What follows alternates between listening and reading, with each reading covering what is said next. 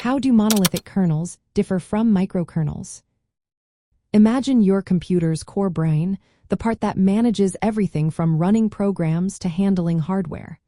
Now, there are two main ways this core can be built. Let's explore how they differ and what makes each one special. A monolithic kernel is like a big, busy factory where all the workers and machines are in one large room. It runs all the essential services, like device drivers, file systems, and system calls, inside the same space. This setup makes communication between parts super fast because everything is in one place. But if one worker makes a mistake or crashes, it can bring down the whole factory.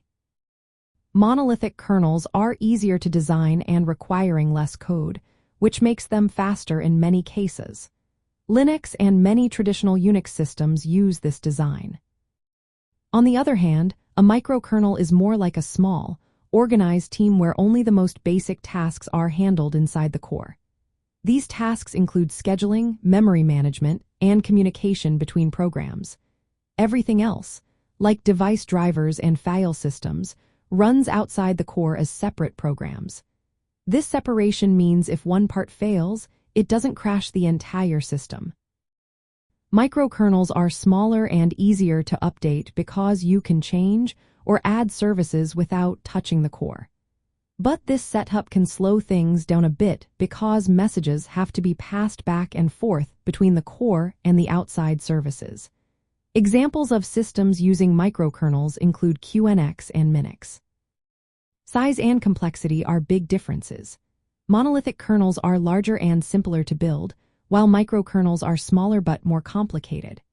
Both run their services in different ways. Monolithic in one big space, microkernels split services into different spaces. Performance-wise, monolithic kernels often run faster because they avoid the delays of passing messages. But microkernels are more stable because a fault in one service won't crash everything. Maintaining and adding new features is easier with microkernels because you can update parts independently.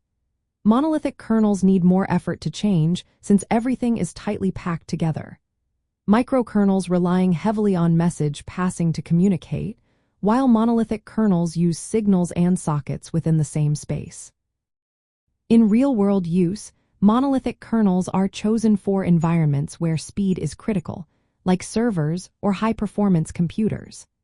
Microkernels are preferred in systems where reliability and modularity matter most, such as embedded devices or specialized research systems.